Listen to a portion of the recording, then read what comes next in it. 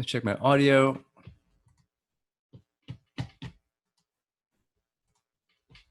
Oh, can you hear me? Hello, Tony. Yes, I can hear you. Perfect. I just want to be sure I have lawnmower, somebody mowing the lawn. I want to make sure it doesn't interfere. That's okay. I'll mute you. I'll mute everyone in. Okay. While we're waiting here. Right. So where are you calling from? Out on Long Island in New York. Oh, very cool. Yeah. What kind of audio do you do? Podcasting. So I actually I'm the director now of a new podcast fellowship, which I believe is the first one in the country, Stony Brook, Southampton. Very cool. Very cool. I'm in the middle of developing the curriculum. Okay. I just want to say hello, everyone that's joining us here real quick. Just waiting for Nick to hop on. Feel free to say hello if you want to, or just drop a little message in the chat box. Okay. And just before we get started, though, do me a favor, everybody, and just go ahead and mute your audio. We'll save time for some Q&A at the end. And I'm sorry, my name is Chuck Wang, and I'll be moderating today's webinar. Nick Dunkerley is our creative director, and he'll be handling all the heavy lifting today. Okay, here.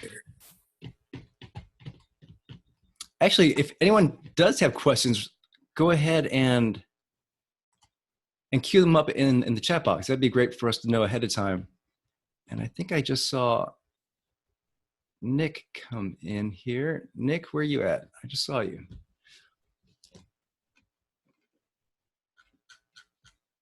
Really happy that everyone could join us today. Definitely appreciate you guys for being here.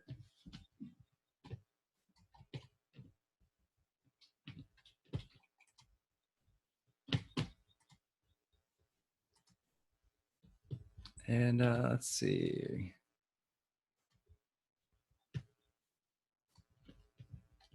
There you are, Nick. I see you now.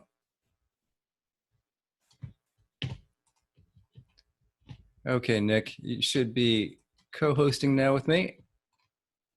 And I'm still admitting some people here. Appreciate you guys for being here with us today. Again, my name is Chuck Wang, and I'll be moderating today's webinar. Nick is our creative director, and he'll be joining us. Someone said that they're just finishing online shopping. That's great. How can I preheat something before I definitely cut? What does that mean? Actually, Suzanne, I'm not quite sure what that means. It's been finalized on that front. I think the next big summit, if you will, I'll borrow your word, that the president will engage in. Okay, if you guys are just joining us right now, do me a favor and meet yourselves as you're coming in. That there's no meetings with President Putin before the Kim Trump summit. Not that I'm aware of. Certainly nothing is finalized at this point, okay. But certainly the president would still be very much open to sitting down with leader of Russia. Emerald. There we go. I've got everyone muted in on coming in. Nick, are you here with us?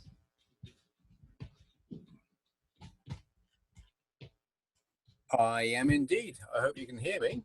Yes. We can't see you though, sir. No, for some reason my camera seems to be broken. It's broken. Yeah, it is a bit. Okay.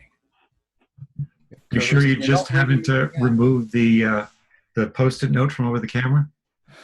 I haven't even got one of those over there. I usually do that, but I've actually taken it off. Yeah, I don't want to risk it and start sort of rebooting anything right now. You're not really seriously missing out on much with my old mug.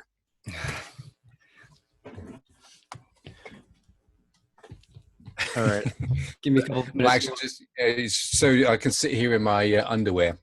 Is the great thing about the internet, isn't it? That's a great visual. That's perfect. That's exactly what everyone needs to know as they're joining. Yes. Fair enough. Fair enough. Yeah. Nick's going to be in his underwear while he's doing this webinar. If you guys are just joining us, my name is Chuck Wang, and I'll be moderating today's webinar. If you guys have questions, go ahead and queue those up in the chat box, and Nick will be taking over. Nick's having some issues with his video, which is fine. He'll be doing a lot of screen sharing and walking us through how to do certain things, so that won't be a problem. But if you do have questions, definitely queue those up for us, okay?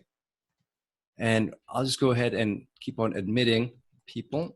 Well, what we could do, Chuck, while we're just waiting for people to pop in, just to get an idea of how advanced everyone is. There's no point in me wasting everyone's time on stuff that's way too basic. So could you maybe, Chuck, do a round of who people are and what their skill levels are, basically? Yeah, sure. Let me answer one question real quick from Tony. Tony asked, would me personally, tell everyone a little bit about my work and my experience with Hindenburg?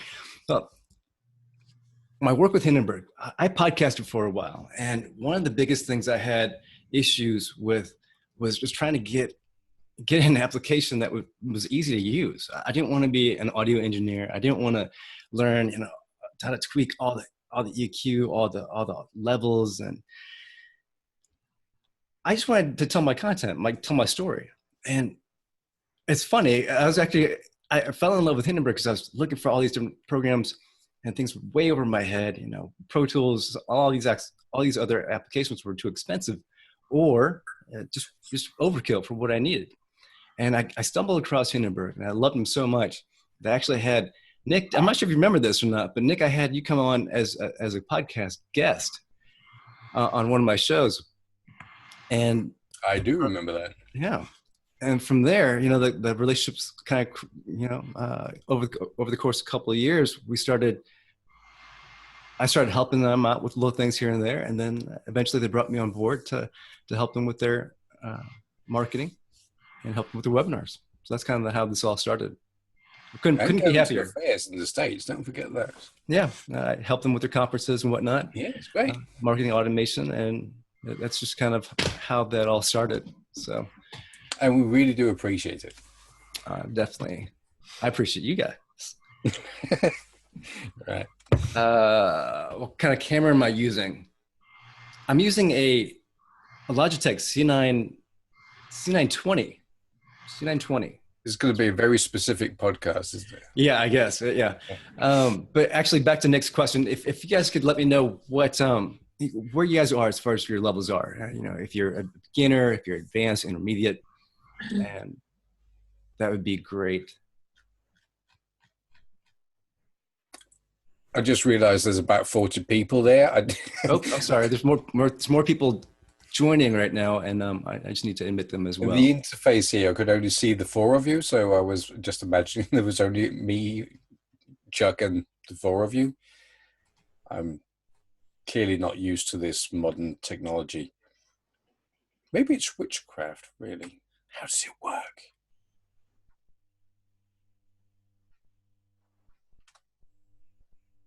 Intermediate, beginner. All right. It seems like we should just...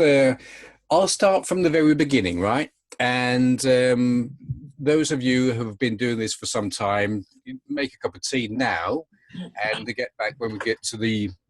You got it already there. I can see that, Daniel. Is that tea? Yes. I'm just going to get mine as well. Can I ask you, can you see and hear the rest of us? Well, only a few of you.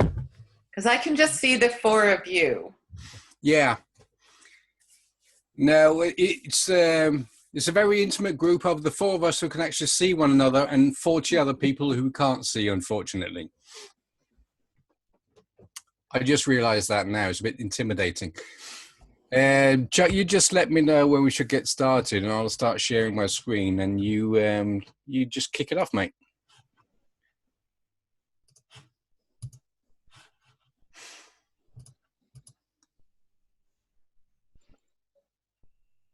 Are you saying something now, Chuck? Because you're muted.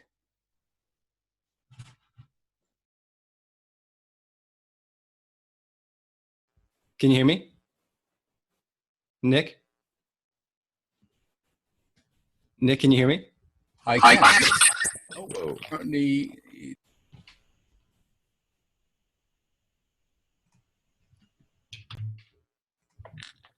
it keeps muting my microphone for some reason when you say something. Yeah, I'm having some issues on my side of it as well. You should be able to hear me okay now. Yes, but then it mutes my microphone when you say something. I think it's probably because I've taken the screen. Okay. Nick, I'm gonna let you go ahead and take over, and we're gonna get started today because we are at the top of the hour.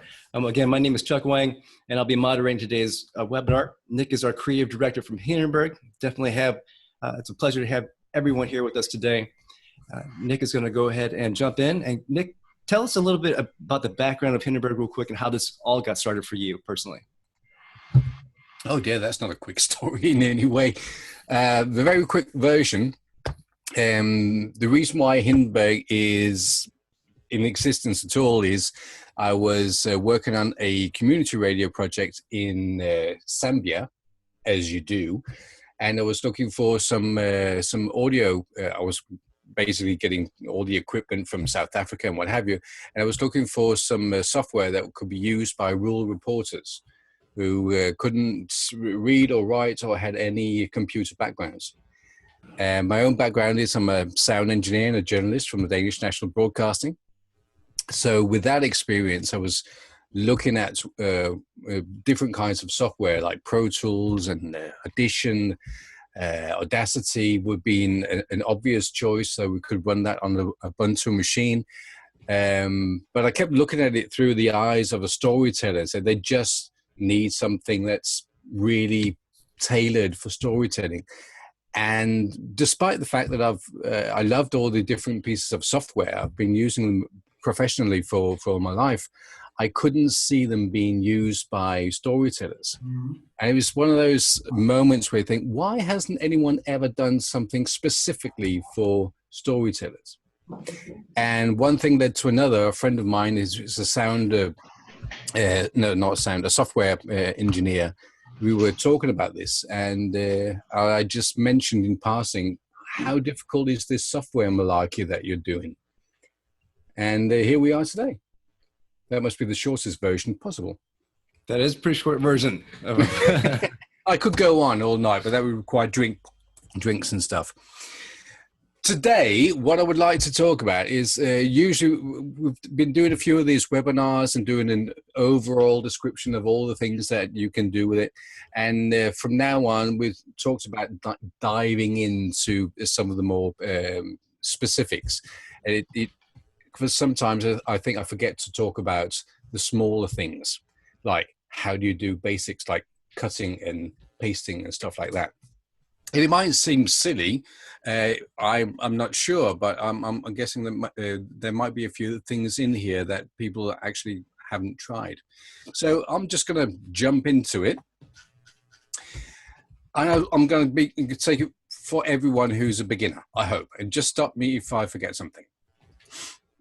Right. So anyway, when you drag any audio into Hindenburg, and hope that you already know how to do that, but if not, I can actually show you that as well. So we can, one of the many ways of doing that is just going to import, select any audio file, doesn't matter what file type it is, and then just open it and it will just pop in there. And this is now a region. And a region is just a representation of the audio. It's not the audio itself.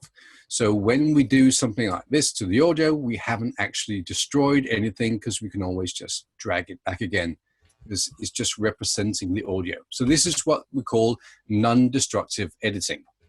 And if you are coming from systems like Audacity, for some odd reason, they still work with destructive editing. So this might be a revelation in itself. And it's been worth the whole webinar.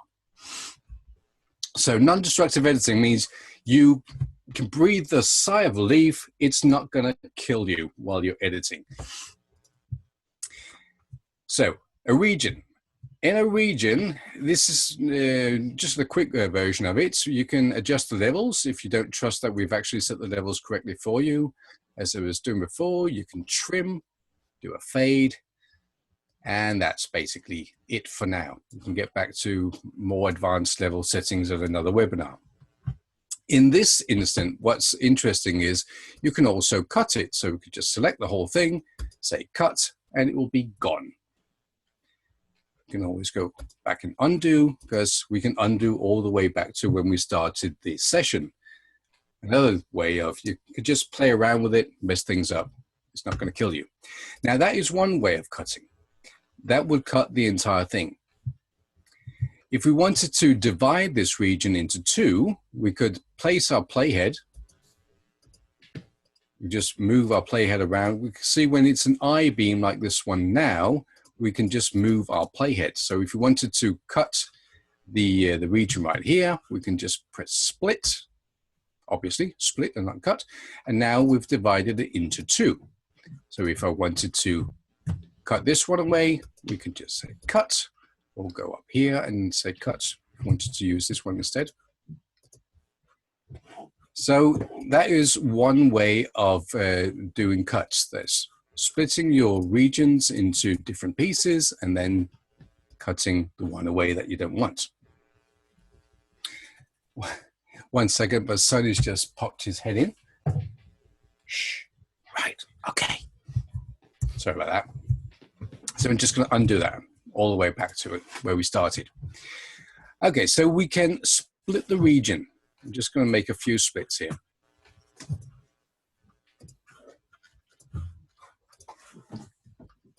Right, so we're splitting into different parts. So cutting was one thing. We could select a region like this and say cut. And when it cuts, it, as you might have seen, it pulls everything that's to the right of it to the left and fills that gap where it was before. If we, instead of saying cut, said clear, so here as well, it will just lift that piece of audio right there. So the difference being these regions over here haven't been moved this time. So that's the difference between clear and cut. If we say clear, let's do that again. It's just gonna, as we call it, lift it and not move anything around it. And if we say cut, it's gonna move everything to the right of it and fill that gap. Right? Tony, you just nod. I can see you, Tony. I can't hear you. You just have to be very graphic about it. Oh, I'm sorry. No, I thought I had hidden myself because I didn't want to be distracted. No. I see you, Tony. Okay, so that's the difference between those two. And this is when we just split a region. Another way of doing it, and I'm just going to undo all this, is that we can use in and out markers. So I could place my playhead and add an in marker. I do that by just pressing I, move my playhead and press the O for out marker. And now I get a selection instead.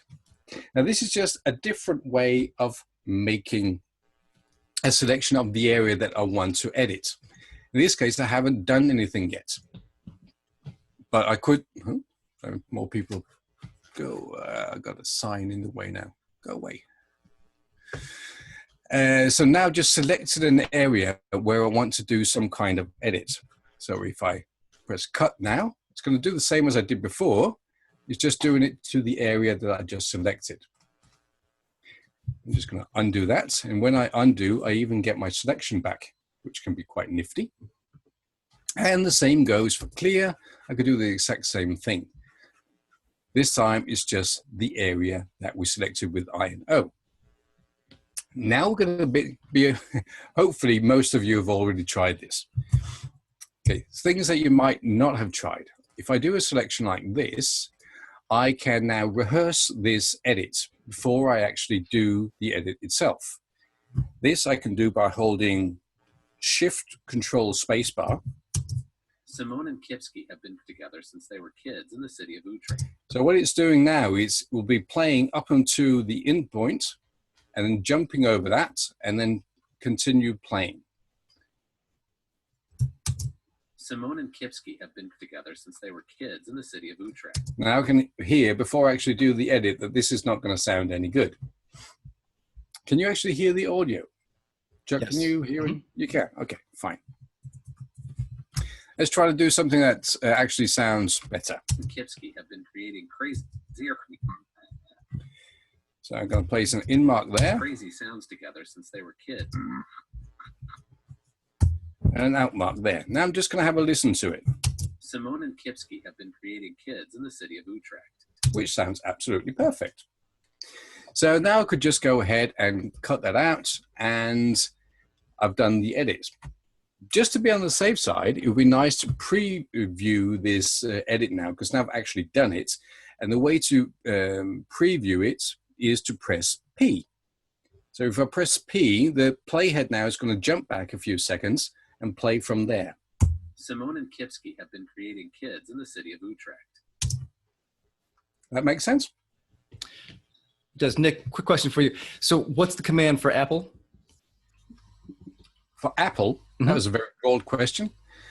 Oh, it's the same. It's a shift control spacebar. And then they're asking, how are you toggling back and forward through the slow-mo? I'm going to get to that. Most impatient customers in the entire world. All right, scrubbing. Right. We've nicked basically something from video editing that's called JKL scrub, which means, if any of you have actually done any video editing, the J, K, and L buttons on your keyboard, if you find them and hold 3 fingers over them, you will soon find that if you press L, Crazy sounds together. it will move, and when you stop pressing, it will stop. If you press J, it will move backwards. They're like, it's nice, easier for me to. If you hold down K, I'm just holding down K right now, and now press J, it will move quickly forwards. And if I do it with J, it will do it quickly backwards. And now for the one that we really want, everyone, is slow-mo. So now I'm going to hold Shift and use L and J again. So if you use a combination of these, so I'm just going to quickly go back to the beginning. Simone and Kipski have been creating crazy. Now, by using these 3 commands, I've now found exactly the place where I want to put my in mark. If you have a look at your keyboards now, you'll realize that I is just above K. Well, at least it is on my keyboard. It's the same on an American keyboard, isn't it? So just over K, you'll have I. So I'm just going to put the in marker. And now I'm going to use the fast forward to find where I want to have the out marker. Crazy sounds together since they were kids. And this is exactly the same way that we did it when we edited on reel-to-reel tapes. So if anyone except me can remember how to do that. So if it was a reel-to-reel, we would do the same thing. We'll play it back and forth and then find that sweet spot and then make a marker, take it out, cut it, and then find the next bit, cut it, and then splice it together. It's exactly the same thing. And it's wondrous if you have done that to actually be able to do it in an editor. So now I've found exactly where I wanted it to be. I'm going to use the shortcut Shift Control Spacebar again to have a listen to it. Simone and Kipski have been creating kids in the city of Utrecht. And that's fine. I'll press X to cut. I don't need to use all the flashy symbols up there. Just press X and P to pre-roll. Simone and Kipski have been creating kids in the city of Utrecht.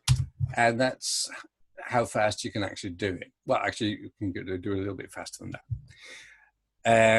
One more thing. If for some reason you wanted to listen to what you're going to cut out instead of listening to the finished product, you can just use Shift Spacebar. Crazy sounds together since they were crazy sounds together since they were crazy sounds together since they were. And that could be quite useful as well. At any time, you can move your in and out markers. So if we had, for instance, made an edit that sounded more like this one. Simone and Kipsky have been creating kids in the city of Utrecht. So that didn't sound any good. So we could just either manually move our in and out markers like this to somewhere that sounds a bit more reasonable. Let's have a bit of a zoom in. Simone and Kipsky have been creating kids. So that would be one way of doing it. We could also just go back and scrub again. Creating crazier. Okay, so let's say this is where we wanted to go in. We just press I again. It's just going to move the in marker. Crazy sounds together since they were kids. Let's put the out marker here instead, like that. And do a cut and pre-roll. Simone and Kipsky have been creating kids in the city of Utrecht. Even that didn't sound any good, so we're going to undo that a bit. Together since they were kids. There we go. Cut that pre-roll. Simone and Kipsky have been creating kids in the city of Utrecht. Perfect. That's just the way I wanted it. And some of you might be asking, how do I do a zero cuts, blah, I can't even remember the name of it now. Something that you had to do in the olden days to avoid having a click when you did edits. Any of you remember that? Every time you did an edit, you had to do a crossfade or something like that to not have the really annoying clicking sound. You don't have that here. We have an automatic crossfade built into Hindenburg. So it basically complements your editing. You can get away with a lot without making edits that sound horrible. But if you did want to do a crossfade, what you can do, as we were saying before, we could do fades by holding like this, but we can actually do a fade going the other way, like so. And if I let go now, it's automatically going to create the crossfade. Ooh, you like that one, Elizabeth? That is quite, it's quite useful, but honestly, you will probably not need that very much. It's great for all kinds of other things, but it's a different question. If you want to extend some ambient sound or something like that, so using crossfade is fantastic. But this is not what we're talking about today. So that was some of the basic edits. But do keep in mind that when we do cut something, I'm just going to do it again, this will move over here. Now, right now, this is not a problem. It will become a problem as soon as I start editing something that's a bit more complex. You got a question there, Chuck? I do have a question. Susanna asked, when do we use crossfades? When do we use crossfades? Well, you can use it whenever you like. And why do we use crossfades? Let me put that right. Why we use crossfades? Okay, let me just demonstrate how a crossfade. We're going off topic. Who did this? Susanna. Mm-hmm. All right. Okay, let's just put some music in here. Let's see if you can hear it. Yep. I can hear you a lot, Chuck. Can you mute yourself, mate? You can hear me? Yes.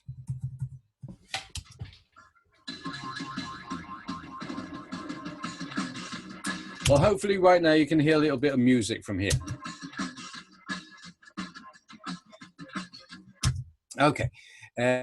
This is not what you would use crossfade for. I'm just going to demonstrate how the crossfade algorithm works. I just split the audio now. I'm just going to do a crossfade. It looks like the audio is going to make a huge dip here right now, right?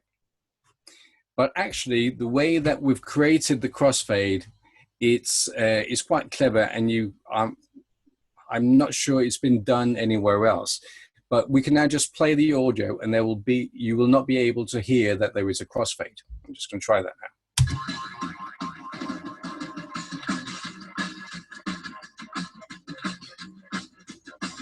Okay, and the point of that is, well, you can use it for stuff like this if you're lucky, and to do it with music. But the real situations when using crossfades like this is useful is when you are working with ambience.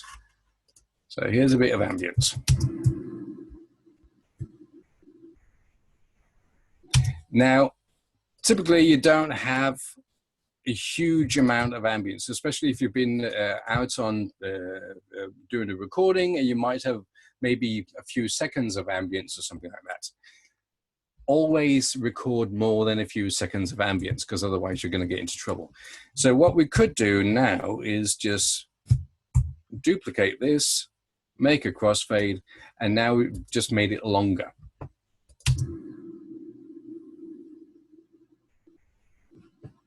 Actually, there was a dip there, but that has to do with something else. It's just a dip in the sound.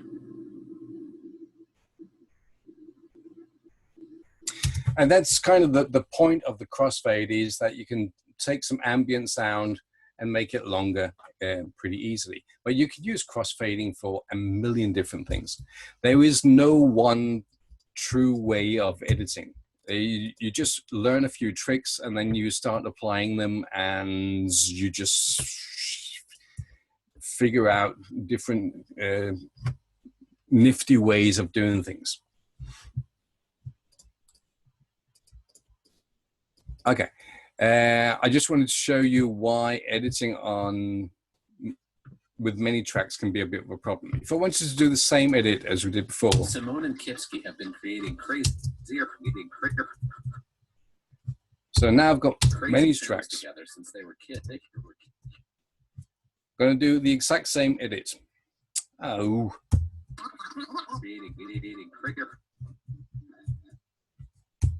Right. So if I do this edit now, I'm going to cut that out. And now everything here to the right moved, which is not really what I wanted, because now everything that I've edited over here is going to be out of sync, and that creates all kinds of problems. There are different ways of going about this. One solution could be that instead of doing a cut, then I could do a clear, because what I said before was it's just going to lift that piece of audio and not touch anything over here. And now I could just move this into place, and I've created the same thing. Simone and Kipsky have been creating kids in the city of Utrecht. We used to go skateboard. Only slight problem is I now have a hole here which I wanted to fill. So that's not really what I wanted to do either. We are creating crazy sounds together since they were kids. Okay, so if I wanted to edit on all tracks, what I can do is say, I'm on a Mac, so I'm just going to do the shortcut of the Mac, which is Command A. On Windows machines, that would be Control A. And now I've selected all the tracks down here. And if I say cut now, I'm going to be cutting on all my tracks, which is brilliant, because now everything that was in sync is still in sync. My only problem is that I've cut the music here, so I have to go in and repair the music. So it's a good idea to have all your bits and pieces in place before you start applying music and ambient sounds and what have you. But there is a way to do it. There's actually one more way of editing, which is quite clever. It's a shortcut to doing what I did before, which was this one and then moving it into place. If I want to do that in one go,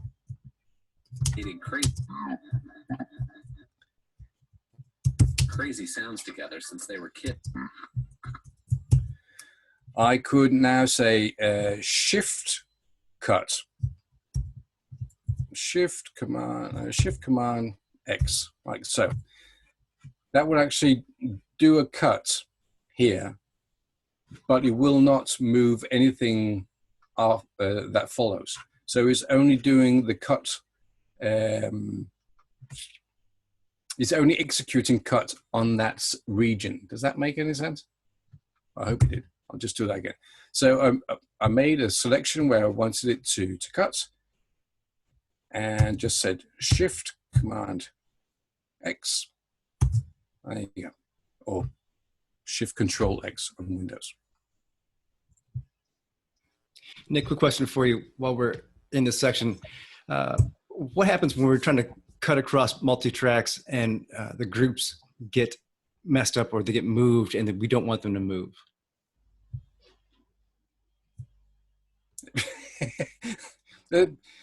You don't want them to.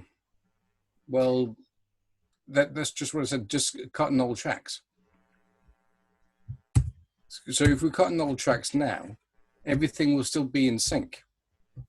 All we need to do now is just repair this edit down here, which might be a bit tricky, but it can be done. You know, going into these specific, what I would do in this case, if I really had to do this, then I would just move this out of the way. So here is the same beat twice. Cut that out.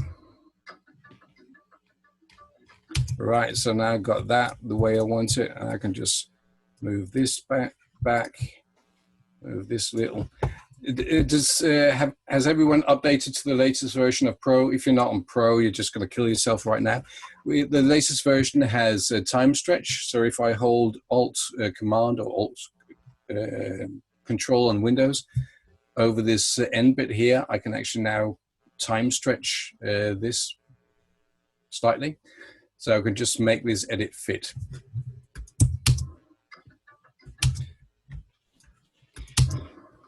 Similar. All right, just move that into place there. So now we've just done that edit, and hopefully this sounds okay. Simone and Kipsky have been creating kids in the city of Utrecht. We used to go skateboarding, and then when we got tired, we just spent hours pressing pause buttons on set decks and trying to make samples, sort of. So that will be a way of doing that. I think the more specific question to this is why don't the groups stay grouped together if you have them grouped? That was the question by Annie. They do stay together. It's going off topic. If they're groups, they stay grouped. When you cut them across multi-tracks. That's because you're cutting into a group. Then you've cut your group into subgroups. So just okay. That right now these are groups. If I did an edit to them, has nothing to do with the multitrack. If I do an edit now, let's just do it clear. We'll have. That's actually a bug. That should not really look like that. To be honest, I don't use groups very much.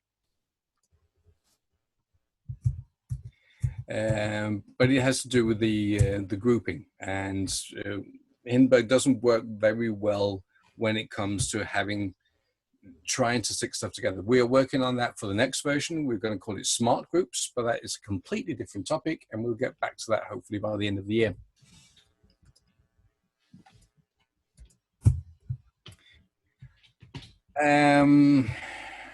Have you got any more questions that are about this?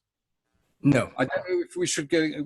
This hasn't really got much to do with cuts and copy and stuff, but just to keep in mind that one trick that's really neat is if you hold Alt Command on Mac and Alt Control in Windows, hold them down and then press a region. It will select that region, everything following that on all tracks. So if you want to quickly just make some room for an edit, that is really an easy way of doing it. So if you wanted to rearrange your story, so we wanted this bit to come in first. This is really doing it quick and dirty. Just give myself a little bit of room there. It's Pete here. Can you tell me what that control is again on the Mac? That's Alt. Is it Alt or Option on yours? It's Option. It's Option. Okay, so that would be Option Command, and then just click on a region. Option Command. Oh, okay. And that gets all the audio after the bit that you select. Yes. Okay, Option Command. Thanks. You're welcome. Yeah, that is quite clever. And hopefully you've all been able to play around with the time stretch, because that's just a peach. It's I think this actually is the first time stretch ever that is non-destructive. In all of the systems, you have to go in and select something, then you have to apply time stretch, add a percentage, and then it will create a new file. In this case, you can just play around with it. It's really, really easy to use, and it sounds great. I only use it up into about 6-8%, something like that, to be on the safe side, because otherwise it will start sounding weird. All time stretches do. Anyway, and now to something that's really a bit out there. It's not used very much, but it might come in handy sometimes. Phone interviews. Now, many of you are probably doing interviews with guests where you're either on a phone or using Skype or Hangouts or something like that. And often you will find yourself in a situation where you have overlapping audio, which means that you are saying something at the same time as your guest, and you want your guest to say something and not have yourself say something.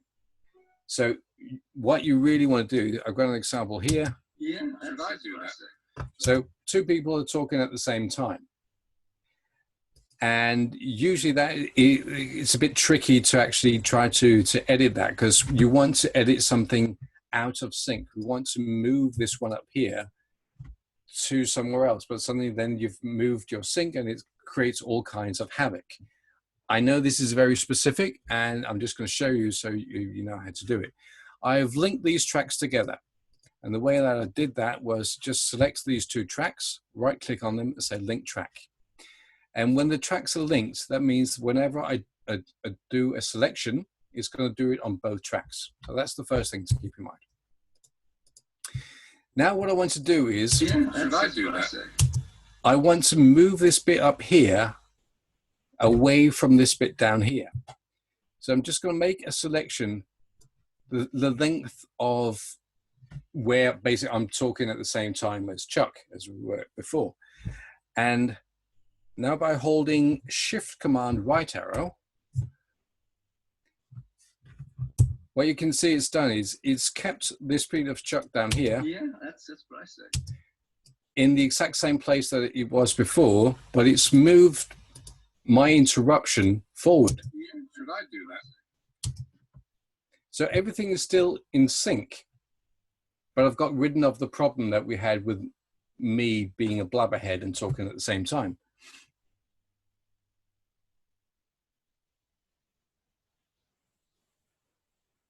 I hope you all got that one. That's amazing. It's quite clever, isn't it? Yeah, that's really cool. I've only ever seen one broadcast system that could do that. We actually did it for a radio station here in Denmark. They said, this is a problem that we have all the time. Is there a solution for that? And we came up with this within about 15 minutes, me and Peyton, and we implemented it half an hour ago, and then later, and we sent him a build within the hour. It was like, Jesus, how did you do that? It seemed like a good idea. Yeah, we try to be responsive, and good ideas. Bad ideas, we're very arrogant, and so just say no, as just get used to us that way, because we don't want everyone else being bogged down with features that you're not going to be using all the time. So Hindenburg, in many ways, looks like a simple system. It isn't in any way. But what we have done is we've tried to remove all the stuff that you really don't need and just keep the stuff in there that is really useful. And some of it is also hidden, like features like this one. But now you know it's there. Nick, can you repeat that? Can you re-show people how you just did that? You like this one, do you? Okay. So the problem is these two pieces of audio are playing at the same time. So what I want to do, actually this one is not me. I just want to move this piece here. I'm just selecting the area that I want it to move, like so. So Shift Command right arrow.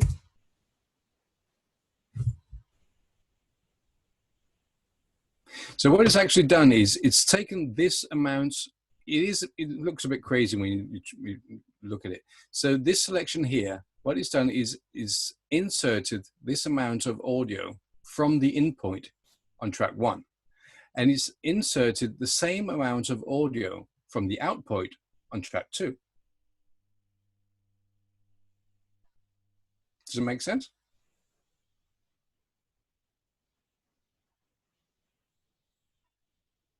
It's an asymmetrical insert. If you just wanted to, actually, there's another one that can be quite handy. If you just wanted to insert some blank air here for some reason, you could use nearly the same shortcut just without the shift. Just hold Command right arrow or Control right arrow on a window like that, and you'll just insert that amount of audio. Blank areas, insert blank. We can actually remove the same amount just by holding Command left arrow, and it will just remove that amount of air. And I have been known to use this quite a lot if I just want to shuffle something into place. There are other ways of doing that. Well, we're here anyway before someone asks. If we just wanted to move a region a little bit, so one way of doing it is I could just make a little selection there and then just move it. I see the increments of this amount of air. I could also just highlight the region and hold Command and use the arrows again. So as long as it's highlighted, I can now move the region around just by using the arrows and holding Command down. Or Control on Windows, same thing. You want another one while we're there? Moving a region to the next point of interest. The first point of interest would be my playhead. So if I wanted to snap to my playhead, I could just select the regions, say, what was it? Yes, Shift Command left arrow, then it will jump to the playhead. If I do it again, it will jump to the next piece of interest, which was a ghosted out marker. The next one will be the ghosted in marker, and the next one will be the next region. And if I do the same the other way, it will just go back here. There are many, many of these small shortcuts that are going to make your life a lot easier. Nick, what's that priority shift called? Shift Command left arrow. Or Shift Control left arrow if you're on Windows. If you just shout Control every time I say Command, then we're pretty good. We're good. Another one which I like is, you're going to probably be asking for that one, how can I navigate quickly in my, let's see, is this a good, yeah, I can use this for that. Okay, if you wanted to make my playhead, instead of moving my playhead all the time by jumping like this, if I just wanted to move to the next region, I could do that by holding Shift and right arrow, and then the playhead will now just jump to the next splice or region end. So that'll be just Shift and the arrows.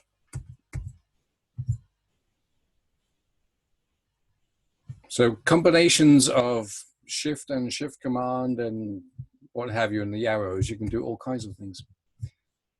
If you wanted to go to the beginning, it's really easy on a Windows machine. You just press Home, or if you want to go to the end, it's End. On Mac, if I press, I think it's the same with Windows. I'm a Mac person, clearly.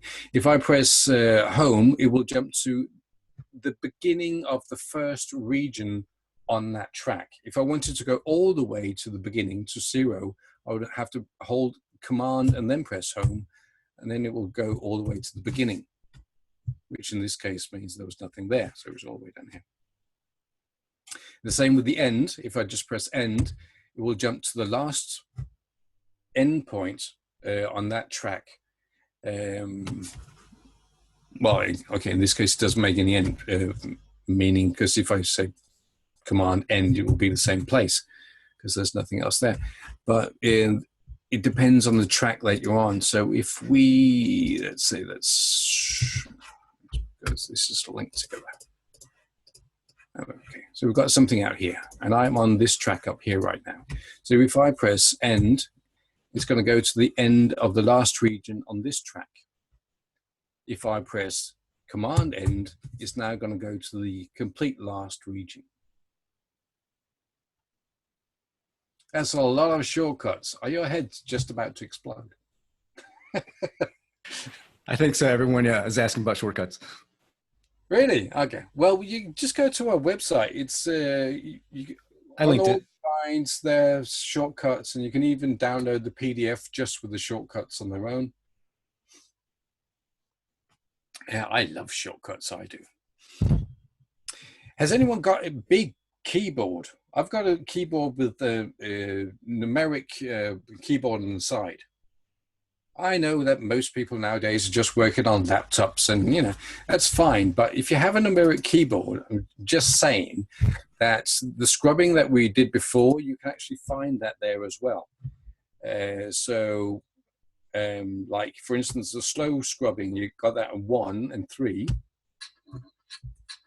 and on 4 and 6 it's a regular pace, and 7 and 9 is quickly. And using the numeric keyboard, actually 0 is the start and stop. So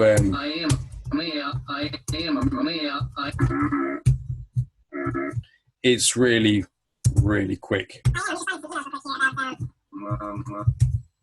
I use that all the time. Tony, you actually got one? I can only see Tony. I'm just going to point you out. Yes, I do. You do. It's really, really cool. And you can really get addicted to that, I tell you. You can also, another way of navigating your audio, you can see here I've set a marker. I did that before we started, just so that if I got lost in the audio, as it was before, I could just find that point in my audio. Up here, if you go to View and Markers, we have this somewhere behind you. Yes, here it is. We have a markers list, and if I press press that marker there, it will jump to the marker. All that is good and well, but it's called marker 5. So if I just pressed 5 on my keyboard, it will also jump to that marker. If I wanted to add a marker 3, I can just say Command 3, and it will add a marker 3. Control 3 on Windows. Or 4, there will be Command 4. Now, there's some logic to this. If I now just press 3, it will jump to 3, 4, it will jump to 4, and 5, it will jump to 5. In the markers list over here, we can see that we've said that marker 1 and marker 2 are always in and out. Okay, so if I say Command 1, it will set an in marker. Command 2, it will set an out marker. Now, the pupil who's been alert will say, well, if I press 1 now, will it then jump to mark the in marker? Yes, it will. If I press 1, it will jump to the in marker. If I press 2, it will jump to the out marker. That is really, really handy when you're editing. Because we can always go, if we're doing an edit, let's try one down. Let's get rid of this here down there. So we set an in marker. Yeah. Right, and we set an out marker. Now, if we just play this, we could try what we did before, where we just skip the by pressing Shift Control, and this is Control for all of us, spacebar. Yeah. Yes, correct. I had a little bit too much of that in there. I did that on purpose. So we've got a little bit too much. So I can just press 1, and then I'll jump back to it. Okay, now I can use the scrub again. Just place where I actually wanted it to be, say Command 1, and it's now moved my in marker to where I want it to be.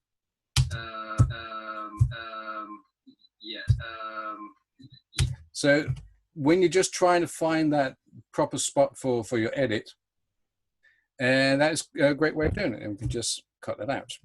Pre-roll P, pre-roll. Gotcha, Chuck. Yes, correct. And there you have it. Okay, so Chuck is very subtly telling me that I should now be quiet for a second and let you all ask your questions, and I'll try to answer them. Well, actually, I wanted to let you have some time to do your clipboard section. Oh dear, did I forget that? I did. Right. Clipboards. Good point. Because I didn't forget it in any way. Jesus, clipboard. So much to say. Clipboard. Okay, clipboard is a place for storing your audio. That's all it does, no more than that. Just going to move you all over here. So I can take a little bit of audio, do a selection like this, hold Command down, and drag something over to the clipboard. Everyone on Windows, when I say Command, you all say Control. It should work. So that's the way to do it. You select something, hold your Command or Control, and drag it onto the clipboard. The reason that you have to hold down Command or Control is if you don't do that, and we just move this and start dragging it, it's not going to realize that it is actually going to realize that. That wasn't the point of it. It should just scroll. I just found a bug. Usually what happens is we just start scrolling, and which it should do like this.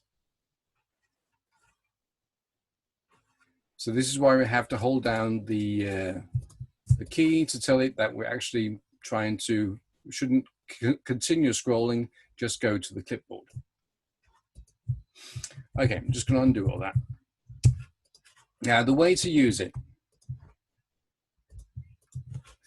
If I have an interview, like this one. So I'll probably hold the microphone right here. So we can go in and find the sound bites, and usually you would just put them on a scratch track like that, and within 5 minutes you'll get lost in all these small bits and bobs. So what we can do with the clipboard is we can start organizing our material. Well, we started way back. Okay, so this is where he started way back. We're going to put that into our interview bin here. We can call that interview with, this is Simon. And he said, we started way back. Now, already now, I'm in way more control of my material than I was 2 seconds ago. And that kind of evolved into... Then this bit here was about evolving.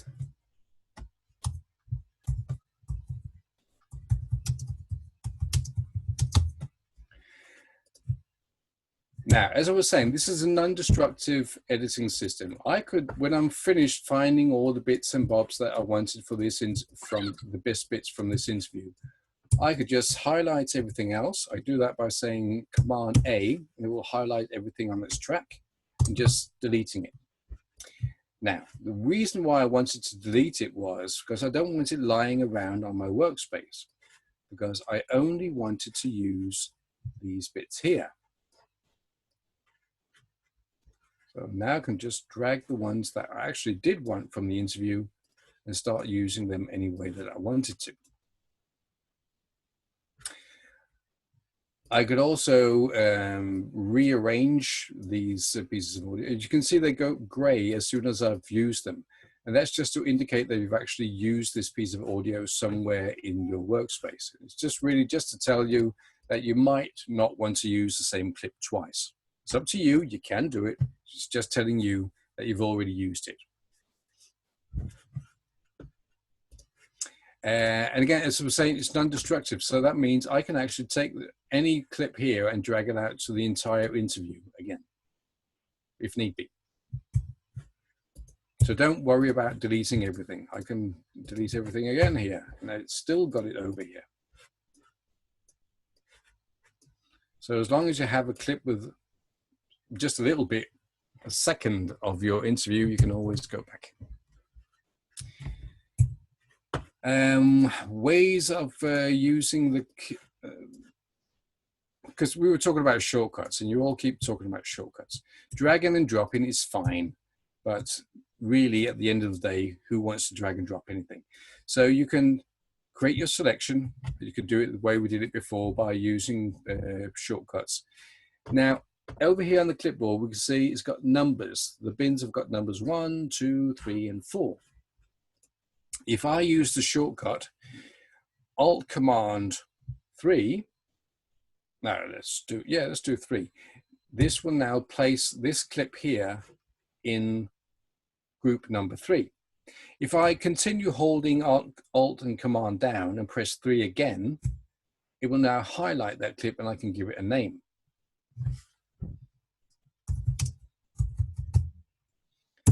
Just press escape. Escape, by the way, just it gets you out of all kinds of trouble. If I press escape while I'm over here, it's going to remove all the selections that I've made. I forgot to say that before, sorry about that. Again, if something's highlighted, press escape and it will just go out of highlight. From your selection, press escape and it's going to go away. Escape is great. So this means I could run through my interview. Skateboarding, and then when we got tired, we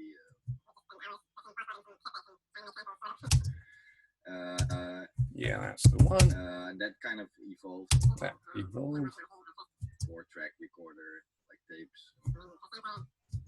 We evolved. So he keeps talking about evolving. That's fine, and I'm just going to put that into group 3 again.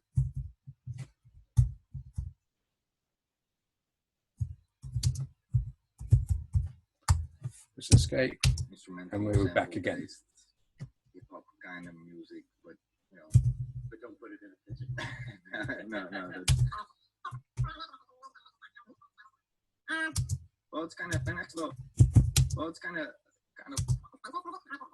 like to envision.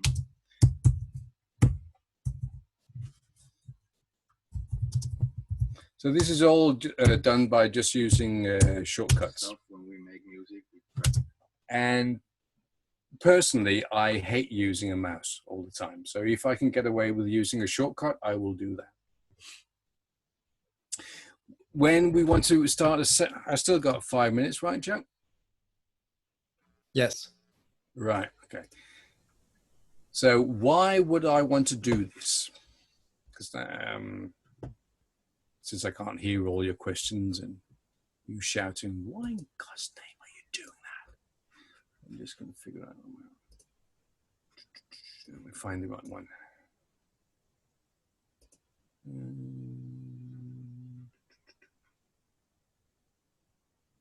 Time. Where did I go that time? Nope, that's not the one I wanted.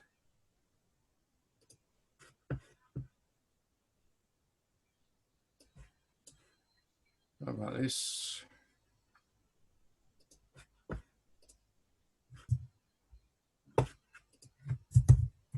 Never mind, just get rid of that. Okay, ways of doing it. I'm just gonna add a new track here. I want a few more tracks. You can have as many tracks as you like, by the way. Now I've got all the bits and bobs that I want in my clipboard. I've placed my voice tracks in here. I've got my my interview bits like this. So I just placed them in the order that I want them in. Here I've even had my original interview just so I have it, and I've got a little bit of music. So I can now drag into the workspace the things that I need.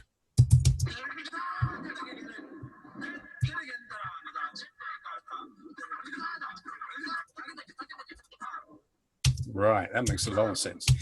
And then we can have narration starts here. Simone and Kipski have been creating the city of Utrecht. And then comes the interview. So this is really what I want. I can just start building my segment from here. And obviously I want to start doing some leveling and all that, but that's not really what we're talking about here. We could just drag them in. For all of us who love shortcuts, we could also use shortcuts. So right now I've placed myself on track 1. And if I now use Alt 1, it's going to take the next clip in the stack here and place it where the playhead is on that track. So it took speak number 2 and just placed it right there. As we saw before, if I hold Command, I can now just move this into place. There we go. That's right where I want it. Press P for pre-roll. Trying to make samples, sort of. That's Simone Ackerman's, the Simone of Simone and Kipski. Now I'm just with the arrows, just going to move down to track number 2. That was just arrow down. Next thing I want in here is the second clip from the clipboard, number 2. So again, Alt 2. It's just going to place that clip there. It's going to set the level. That seems to be more or less where I wanted it to be. Press P for pre-roll. Simone of Simone and Kipski. That kind of evolved into... Shift right arrow just to jump to the end of this clip. Up to track number 1. This is where I want my voice tracks on. And you can, you know, it's kind of continues a lot like this. There, and if I wanted to put a fade on that, just press F. Hip-hop kind of music. Ackerman says the band's music mixes. Jump to the end of that. And that's just about where I... And actually a way I like to work is using your regular tempo. This is, if you're cutting anything analog, you'll use your entire body to actually edit. We don't do that anymore. In the old days, we actually stood up and edited when we were at the sound desk. We don't do that anymore. We just sit around. So what I like to do is play back like this, and then find the rhythm of the segments. Beats popular with his childhood favorites, Public Enemy, with guitars, drums, keyboards, even sitars. And this is where I wanted it to go in. I just feel that rhythm inside me. I just press stop when I wanted it to go in. And now I can just place the next clip exactly there.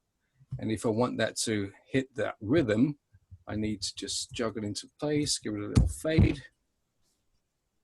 Even sitars. I think there's a pretty big sense of humor in And there you have it. All right. Any questions? Because that was on the dot. We're going to start the Q&A, okay? We're going to run a little long today, Nick. And It's not long. We're going to run about 15 minutes long and get to these questions. I want to make sure that everyone's questions get answered here. That's not fair. You had questions as we were going. I know. Starting from the beginning, Martin asked, he said that I would like to know if you can visualize spectrograms within Hindenburg. No.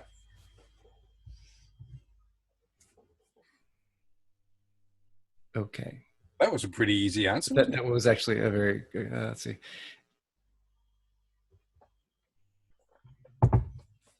We've got questions about the camera. I think that's not not relevant here. Yeah. You can all find pictures of me online. Okay, let's see. I'm scrolling through. Quite sure that was the question. Now, Kathy asked whether or not it's possible to combine clipboard entries from different saved projects to make one project. Yes, it is. Can you show us how to do that? All right, really quick. It's because it gets a little bit tricky. When we do, I'm just going to get rid of this.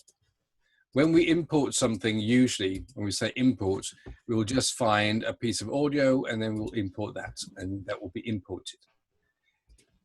Using the same logic, if we import a session instead,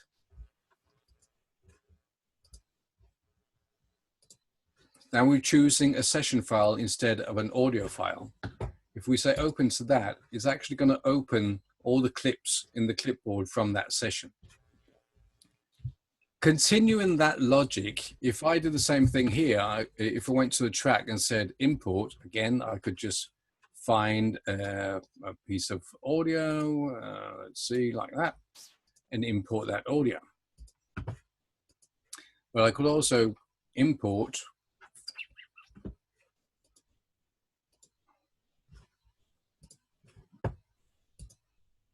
the entire session. That also means that I could import another session. Obviously, these are two different do remember, I haven't done that. It's just because I forget doing these things myself. You can't import a 44 session into a 48 session. So if you've stuck to, just stick to one of them. 48, 44, doesn't matter. Doesn't make any difference to the sound quality. Just stick to one of them. So as long as they're in the same sample rate, you can import sessions into sessions. And if you're working together with someone, that is really, really nifty. So you can have two people working on the same podcast. One could be doing one segment and just import that into the other session. The next question comes from Tony, and he asks that he's not used to seeing rectified waveforms. Is it possible to change that view? No. Okay, and then if not, stand on that. if not, tell us about editing at null points for accuracy and redrawing the waveforms in the sample view. Do that again? He said that if it's not possible. Can I just pop in and say it? Sure, absolutely. Yeah, so basically I'm used to, because I've used Pro Tools for 20 years, and when you edit for accuracy, I mean, I'm just used to this. I look for the null point in the waveform as it's crossing the midline. And of course you can't do that with a rectified form. And I just want to know about the accuracy of being able to do edits. And also there are times where I go into the sample level to make, if there are clicks and things, I can just draw them out with a pencil tool. So can you do either of those? No.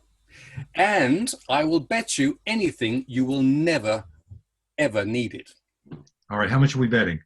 I'll buy you a nice dinner. Thank you. Where are you? In Copenhagen. You I'm come on the plane shortly. Right. No, seriously. I had the exact same question. I don't know if any of you know Transom. And there's a great guy, there's a brilliant sound engineer called Jeff Town. And he's been working on Pro Tools all his life. And I, about 10 years ago, introduced him to a very early version of this. And he had the exact same questions. The exact, I want my pen tool. And I said, I'm not going to give it to you. It's just going to confuse matters. You're going to have, this is what you're going to get. And fortnight later, he said, you know what? You're right. I do not need it. And he's been using Hindenburg ever since, and all the Transom workshops, they're using Hindenburg and training people on it. Because your edits just will sound good. You have the same thing, with compression. Can I use my two-track compressor? You know how compressors can be really complicated. Can we make a compressor? And I say, yeah, you can make a compressor, but I'm going to make it simple. This is our compressor. You add a little bit of compression, you subtract a little bit of compression. It's easy to use. Which one do you think he uses now when he's doing his stuff? The Tube Tech or this one? So it's optimized for vocals, like a 2:1, 3:1 ratio? I don't know. I leave that to people who are actually clever. No, I'm the designer. I just say, you know what? I want it to be simple. And they scratch their heads and run around and shout at me a lot. And then they come back with something that sounds great.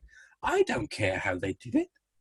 The same thing with, have you ever used noise reduction tools in Pro Tools? Oh yeah, there's a Pro Tool users by 20 years. Noise reduction, the dinner. You remember that one? You used it? Yeah, not too much.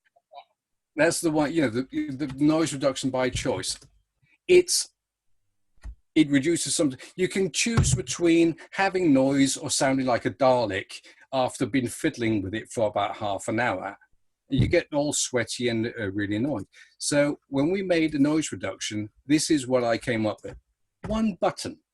This is what noise reduction should be. And the way it works is you just play back whatever you have, and it will figure out where the noise floor is. It will also figure out where the hum and the buzz is. All you can do is say, do you want a little bit more of it or a little bit less of it? That's it. It's absolutely fantastic. It sounds brilliant. Do I know how it works? No, I don't care. But it works, and it works the way that I wanted it to work. And it really is fantastic. You really have to try it. Fair enough. Thank you. A lovely dinner. If you can make the dinner, do that quicker than we can. Onward. Okay, Nick. Anyone else tried that dinner plugin? Nick, I know we kind of addressed this earlier, but how do you toggle back and forth in small increments within a sound file? Within it or moving the sound file? Moving back and forth. That's just holding Command, again on Mac, and just using the arrows. Then it will move a sample at a time. No, a millisecond, not a sample, sorry, a millisecond. Another thing that is quite nifty is moving within. Let's see if we can actually do that. Okay. So say that you actually wanted to have this. This is right. Let me. How do I do a good example of that?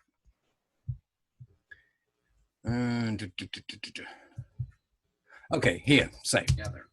It had a whole bunch of people doing this. For some reason, I don't want this audio to start right here, but I want this one to start it out at the beginning. But I don't want to start moving everything around. So what I can do is I can move. Really? Seriously? I can't do that? Is that because I've already done it? Oh, no. Yeah, okay. It's just because there was no more audio there. I can move the audio within the region. This shortcut is you hold Shift Command, Shift Control if you're a Windows user, and just drag the audio. Just hold it on top of the audio there. I love that shortcut. Combine that with time stretch and selection on all tracks. Jesus, it just saved myself hours and hours of work in not mentioning another product's name, but Tony uses it. Okay, quickly, how do you scrub, Nick? Really? Mm-hmm. Scrub? Okay, JKL. Who's the one who asked this? Who hasn't been paying attention? Scrubbing is with JKL, or if you've got a numeric keyboard, use the numbers. And J and L move back and forwards. If you hold K down, it will move back and forwards quickly. And Shift down, it will move slowly. Do you get that? It's all on the website. There is actually a video just describing scrub, I think. And then Monica asks, can we alter the right-left balance in a stereo track? Yes, you got the balance button over here. Unfortunately, you can't automate it. So it is for the entire track. Yes, in the later version, we will be able to do it, do automation for single regions. We do realize that it's a bit of a flaw. So, but what you could do is cut that into several regions if you needed to be more kind of fine-tuned. For panning or? Yeah, say you wanted to alter the balance, but you didn't want to do the whole track, but just part of it. You could just make regions within your regions. What I would do, to be honest, is if I wanted to make an effect out of it, I would just do a new track, because you can do as many tracks as you like, and say this is my pan left track. And then I would just take the parts that I wanted to add that effect to, put them onto that track and just pan it. But it really depends what kind of effect you're looking for. Well, say you were trying to balance an interview that had gone out of balance if you were recording in stereo and it just sounded kind of clumsy. So you have a stereo track which you want to control both sides of it? Is that what you mean? Well, say you wanted just to calibrate the two sides. Say that one was coming in much more strongly than the other. Okay, what I would do instead, I would go a completely different way with it. Because often what happens is if you've done a, I'm not quite sure what file this is. No, this is probably not a stereo file. Oh, it is. Okay, so if you've done like a recording on a stereo machine and you've got yourself on one channel and the interview on the other channel, is that kind of situation often happens? Yes. Yes. And it's now bounced down to one stereo track. That is really annoying. So instead of working like that, you can just go up here to Tools and say Split Stereo. And now it's going to divide them into two different tracks. That's great. So now you can just, let's say the levels were a bit off here and these two. So if you say Command L, it's going to go in and check the levels again for that track. That's fantastic. And then can you recombine them, or do you just treat them as separate tracks then? Again, it really depends on what you're doing. What I probably would do is link the two tracks, just select these two link tracks. So whenever I'm editing, I'll just edit on both. It's because I don't like the way, to be honest, not all of the things that were done are completely the way that we hoped they would be, and we haven't got around to doing everything perfect. So grouping is not my favorite. It just doesn't work very well. But linking is quite effective. Mm-hmm. That's great. Okay, thanks. All right. Okay.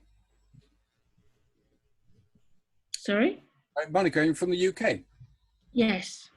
All right. Nice to have someone on the board or someone from this side of the Atlantic.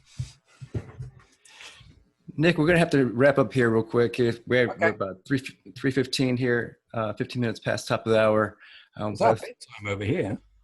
What I've gone out and said is have people submit their questions directly to support. Just want to be respectful of everyone's time. People staying up in different time zones and staying late.